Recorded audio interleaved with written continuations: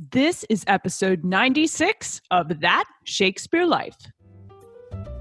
This episode is brought to you in part by Audio Shakespeare Pronunciation App, the only audio Shakespeare pronunciation app which is designed to remove fears about how to speak Shakespeare's language so that his plays are accessible to everyone. Find out more about this app in today's show notes and stay tuned after the episode for how you can learn more. Hi, I'm Philippa Lacey-Bruhl of British History Tours. Another great method for studying the life of William Shakespeare includes listening to this. It's That Shakespeare Life with my friend Cassidy Cash.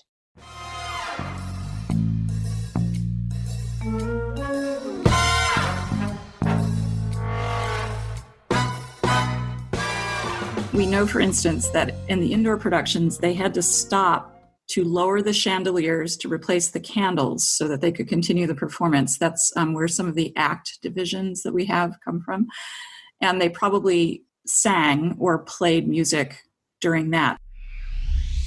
Welcome to That Shakespeare Life with Cassidy Cash. Cassidy believes that if you desire to successfully learn or perform Shakespeare's plays, then understanding the real life and history of William Shakespeare himself is a must. That Shakespeare Life is the podcast that helps you go beyond the curtain of some of Shakespeare's most iconic works and explore the world of early modern England as Shakespeare would have lived it, learning from the writers, historians, and performers who know it best. And now, here's Cassidy. Modern productions of Shakespeare's plays include all manner of music, accompaniment, fanfare, flourishes, and we almost consider an orchestra pit to be synonymous with theater today. For William Shakespeare, however, his plays were performed in a variety of locations, all of which were void of any orchestra pit. But we do know that Shakespeare's plays included music because the stage directions call for it. There are works like Hamlet, where Ophelia sings a song, and flourishes that signal the entrances and exits of kings and queens, along with popular ballads and even a few songs that we believe Shakespeare wrote himself. So what was the role of music for Shakespeare's plays? Well, our guest this week, Catherine Loomis, is here to help us explore the role of music in early modern theater and to teach us about the songs that survived from Shakespeare's lifetime. Catherine Loomis has taught at the University of New Orleans and the University of North Carolina at Greensboro and currently teaches at the Rochester Institute of Technology. She is the author of The Death of Elizabeth I, Remembering and Reconstructing the Virgin Queen, and the editor of William Shakespeare, a documentary volume, and Shaping Shakespeare for Performance, The Bare Stage, as well as essays on Shakespeare, Queen Elizabeth, and theater history. She has lectured on Shakespeare and Queen Elizabeth at the Folger Institute in Washington, D.C., and at several universities. She is currently working on a collection of early modern poems and prose works in which male authors adopt a female narrative voice. Hello, Catherine. Welcome to the show. Hello, Cassidy. Thank you so much for having me. Did Shakespeare's performances include music? They most certainly did, and we know that a couple of ways. Sometimes there's a stage direction cueing music, and sometimes if we're really lucky, it tells us the name of the song or gives us a hint about what the melody might have been. So there are references within the plays to songs being performed. And we also know from surviving accounts that there was music before the play and then something called a jig after the play. So imagine the end of Hamlet, everybody's dead on stage, and then they have a jig where people get up and dance, and there would have been music accompanying that as well. What kind of instruments did they use on stage? Well, we have a couple of stage directions that tell us specifically in Shakespeare they used lutes, they used oboes, drums, and we also know from other surviving accounts, music textbooks and other illustrations, things like that, that there was a wide range of instruments, stringed instruments, winds, reeds, and percussion. This sounds a lot like an orchestra to me, but I don't think there was an orchestra pit at the Globe. Where did they sit? Well, that's a good question. Sometimes they sat on stage. So, for instance, Ophelia in one of the versions of Hamlet has a stage direction where she enters with a lute. So sometimes the actors came on with, if they were performing with an instrument. But there was a space above the stage in the Globe Theater, the outdoor theater, and also a gallery in the Blackfriars Theater, the indoor theater, where the musicians sat. So they were above, up in the area that would be called the heavens. So the music was celestial. It was the music of the spheres. So the musicians appear to have been above the stage. That's quite a difference from placing them below the stage that we think of for theater right. today. Although there is a fabulous moment in Antony and Cleopatra where Antony's daimon, his spirit or his guiding god, is leaving him. And there's the sound of oboes beneath the stage. So this very eerie effect where they're sort of leaving him and kind of fading away under the stage. It would have been there, the stage was wood. So there would have been some really interesting resonant sound effects there. Oh, that's so creative. I love that idea. I'm going to look for that now the next time I see Antony and Cleopatra to see if they do that. Yeah, I don't know that they actually do it much in modern shows, but it really would have been, in the Globe Theater, it would have been a spectacular sound effect. So were there standard songs that were considered part of a repertoire of music to choose from for each of these performances, or were the songs created and written for each performance as they went along? That is a really interesting, really tough question. So there are occasions where we see songs that appear to be original lyrics by Shakespeare, but what he may have done is used a familiar melody. The copywriting was very different in the 16th and 17th century. So they could have used a popular melody, and Shakespeare wrote some words for it. So in Two Gentlemen of Verona, there's a song to Sylvia where the lyrics are clearly written for that performance. Then you have Ophelia, who is singing popular, really filthy songs, some of them, that would have been written by someone other than Shakespeare. And so they're kind of importing those songs in a way that, you might think about film now, where if someone writes an original song, Lady Gaga writes an original song for A Star Is Born, or someone who is using, a character turns on the radio and you hear a popular song. But in both cases, they're performing the same function, which is to advance the story or to comment in some way on what's going on. So there are lots of extant songs that Shakespeare and other playwrights appear to have used. And what they usually do is they'll just have the title or the first line in the text of the play. There are some lost songs that we think probably did exist. And then there are songs that were created for each play. So the answer to your question is, we don't know. We wish we did know more.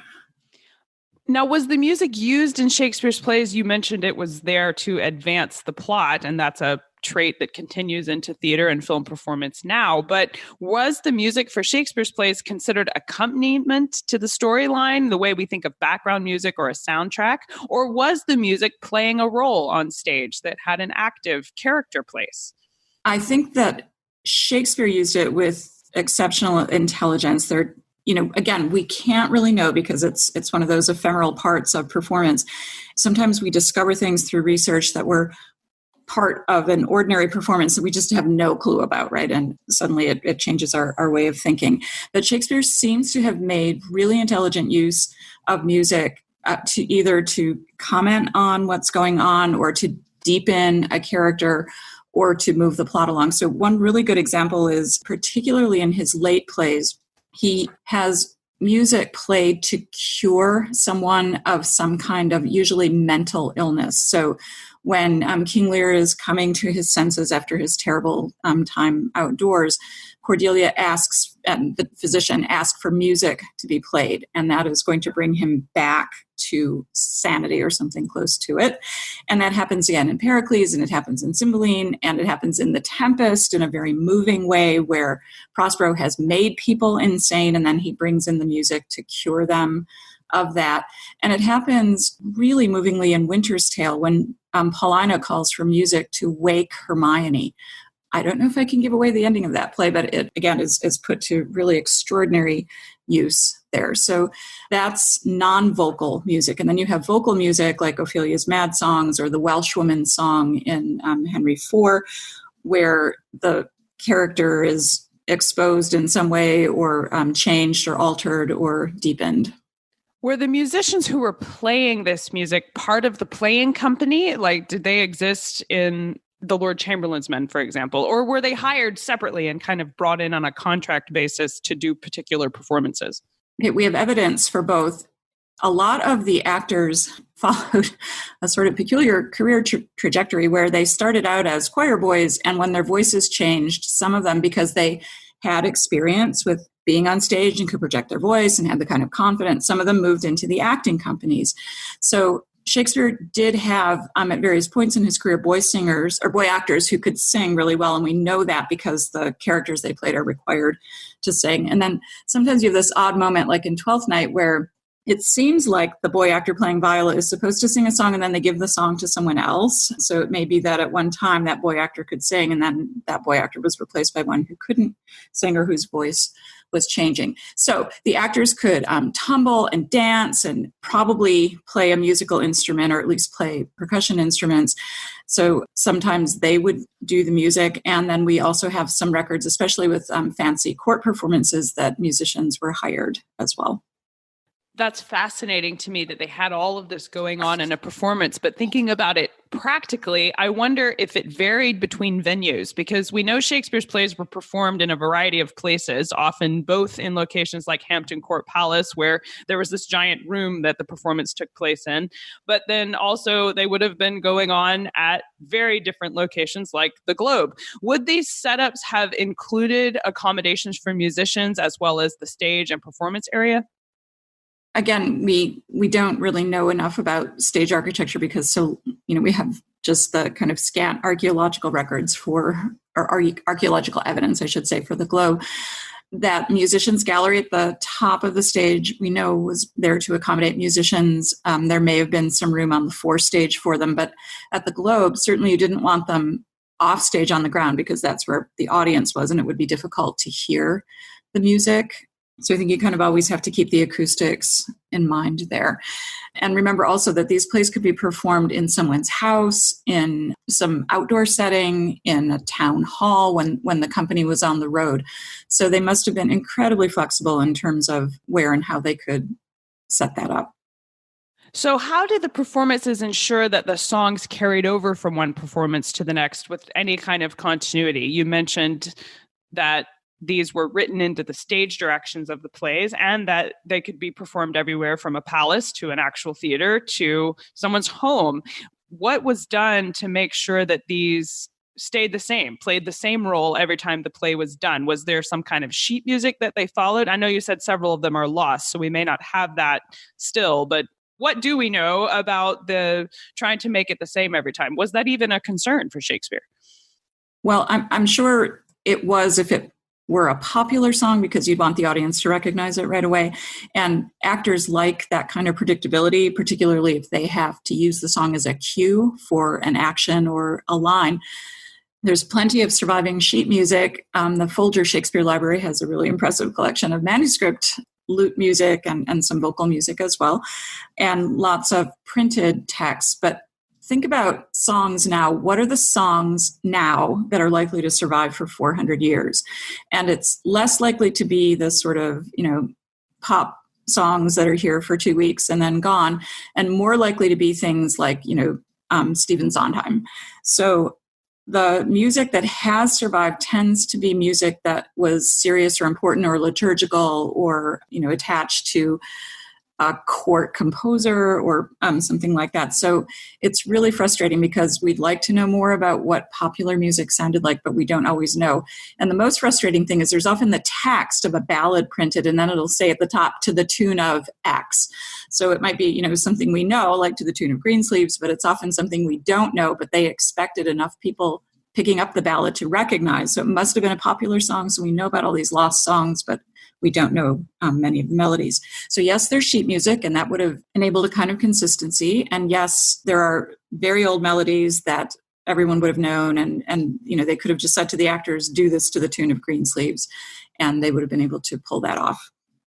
Now, you referenced earlier that the stage directions will often cue music in and out of performance. What are some examples in Shakespeare's plays where we can tell Shakespeare was cueing the music in? You mentioned Antony and Cleopatra and the oboes beneath the stage, but are there other places where we can tell Shakespeare intended a flourish of music at this point in a play?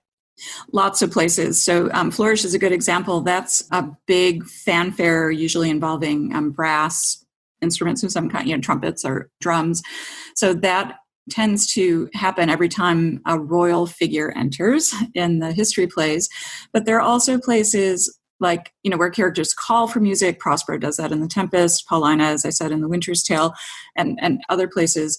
Other places where someone like Orsino in Twelfth Night orders a song to be sung, says to someone, start singing now. There is Cassio's desperate attempt to please or placate Othello the morning after the drunken scene, where he brings in a group of hired musicians who he wants to play to please Othello and Desdemona in the morning. So there are lots and lots of places where music is cued, yes. And the easiest way to find that is just to go to a concordance and do a quick search on song or music or plays, and you'll find dozens of them. Chase those down. There seems to be a lot of history in that idea of music placating someone who is upset. I think about David playing for King Saul, and that absolutely predates Shakespeare, of course, but it seems to be something that lasted as a theme or a theory on how to calm difficult emotions. Right. And what you find in medical discourse in the early modern period is that is used as a cure. It is taken as seriously as any medicine or any other way of fixing this particular problem. And it was thought to be especially effective with mental illnesses. And as you know, I'm sure from your own experience that, sometimes a certain song can make you happy or calm you down or make you sad or remind you of something. And so they're kind of exploiting that as a way to reach inside the mind from the outside. So music is good at that. But yes, you're right about the religious context as well. Obviously Catholic liturgical music was much more intricate than what ordinary people got from a Protestant service, which was more about singing psalms than the more intricate call and response of a Catholic Mass. So I think, just as you see with many other things, secular things like plays, like popular music, were replacing that. The need for it didn't go away when the Protestants arrived. So it begins to become more of a secular encounter with music than the liturgical one. One of the things I love about background music in movies today, and my family and I, when we're watching TV, will even make this comment of, oh, we know something's about to happen because of the music. The music says, right. And it has this predictive element to it. And I wonder, did that happen for Shakespeare's plays when there was a character on stage? Are there places where the music might have given away that this person that just appeared is dangerous or suspicious for some reason? Right. And we wish we knew that. Again, that kind of incidental music doesn't survive for the plays. Honestly, I'm not sure about court masks. There are probably more elaborate scores for court masks, but I can't think of one offhand that would kind of do that. Lots of theater artists really resent that idea that you're kind of telling people how to react. And that often comes up in reviews of, RSC productions. People have paid a lot of money for their tickets, so they expect, plenty more than just the text of Shakespeare. And you'll often see reviewers complaining, the music is telling us how to feel, where Shakespeare is much more ambiguous about how we ought to be feeling and lets the language and our own interpretation of it do that work. So I suspect that there was not a lot of that going on, but I have absolutely no evidence for that. Well, what about people who want to go back to original practice where music is concerned in Shakespeare's productions? Where should they look to find out what songs to use or how to use them? Right. So one thing is to pay attention to the cues, to look at what other playwrights do as well, because a lot of times, we wonder sometimes if the absence of elaborate stage directions in Shakespeare meant that he didn't want people putting his plays on in exactly the same way you'd see them at the Globe, so you'd have a reason to go pay money to go see them at the Globe. But so pay attention to what other playwrights have written as well, but also look at the surviving music and texts. The talk I gave at the Blackfriars Conference was about this, that there are songs that have survived that seem to have something to do with some of Shakespeare's plays. And, he doesn't specifically name that song, but the text of the song tells us that it might be related. One example of this is when a single woman died. She was assigned this hideous fate in hell of leading apes in hell. And this has to do with the theory of correspondence. So because she didn't have sex during her lifetime, she is sentenced to this eternity of dealing with oversexed creatures. Apes were supposed to be hugely oversexed. So when you see that referred to in Shakespeare, you might think that was something he made up if you didn't know a lot about early modern or medieval theories about single women. And then you find out that, it's a pretty common reference, but then it shows up in about half a dozen extant songs from Shakespeare's active career. So using the melody of that song, a song where the refrain is, she's leading apes in hell, that's the kind of thing that could enhance a performance of Taming of the Shrew, for instance, the fate that Catherine faces if she doesn't marry Petruchio, or the fate that Beatrice faces in Much Ado if she doesn't marry Benedict.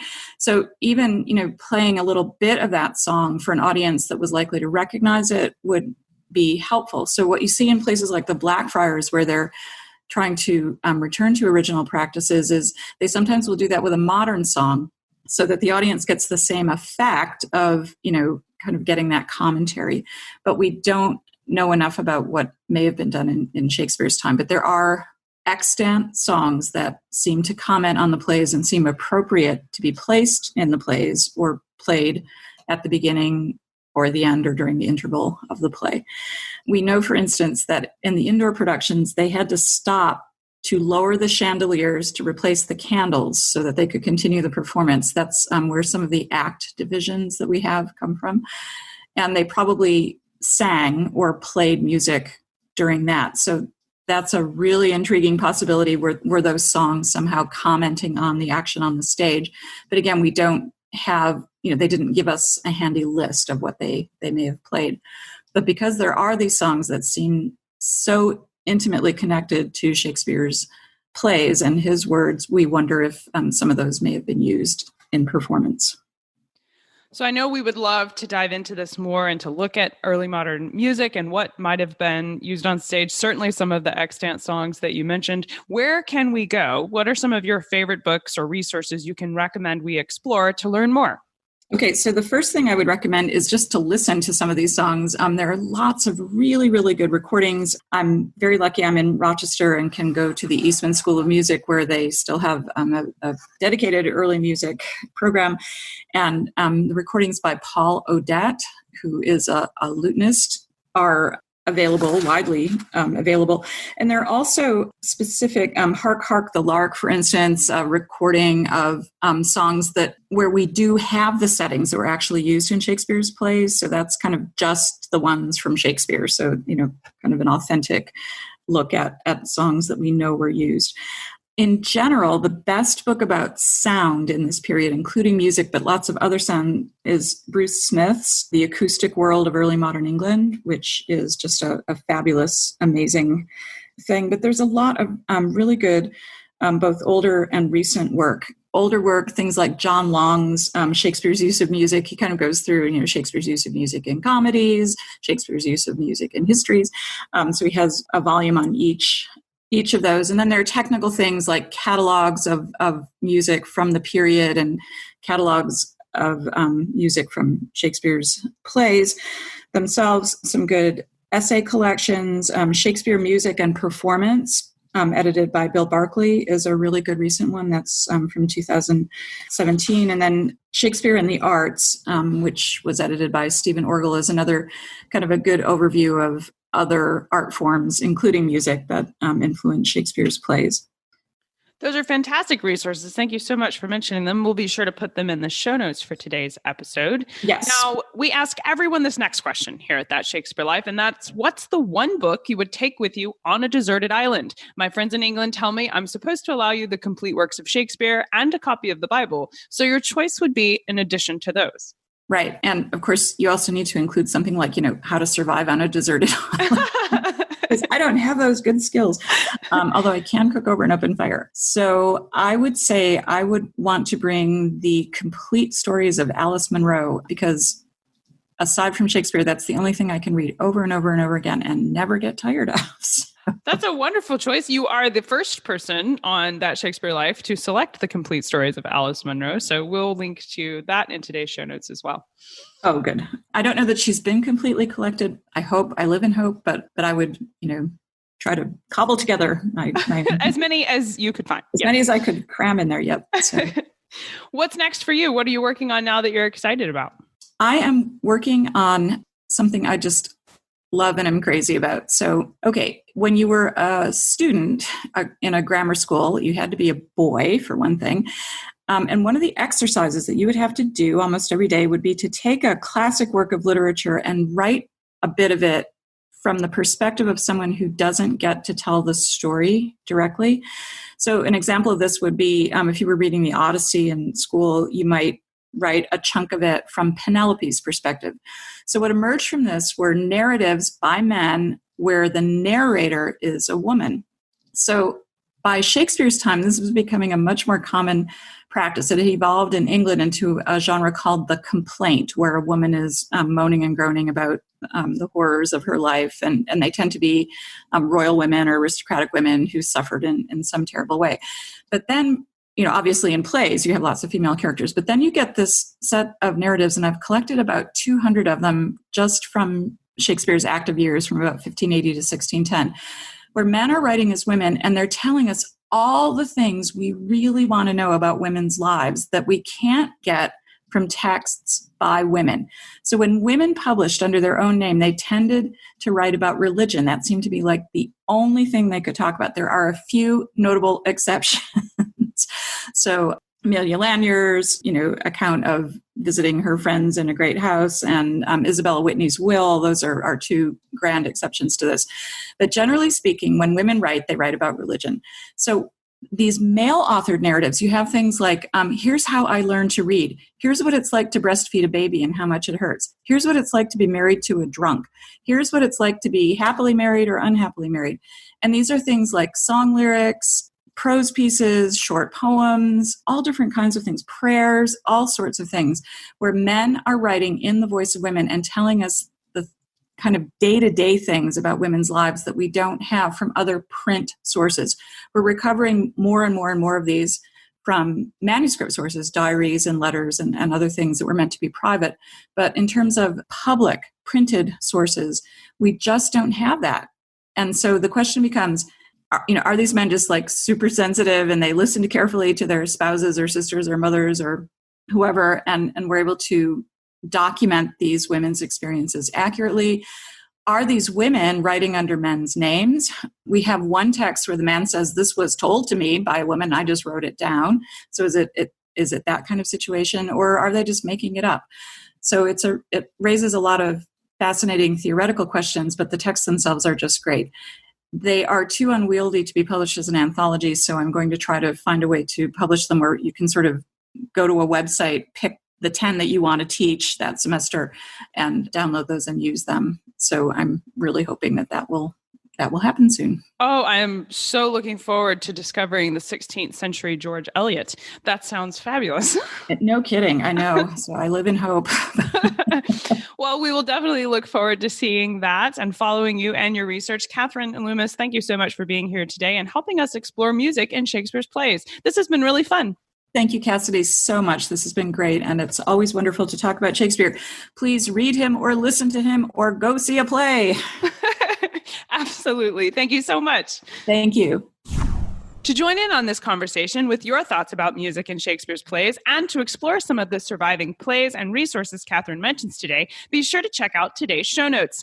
The show notes accompany each episode of That Shakespeare Life to provide images, notes, and bonus history content for a starting point where you can explore this topic further. Find all the resources and more about Catherine and her research over at CassidyCash.com/episode 96. That's CassidyCash.com/EP96.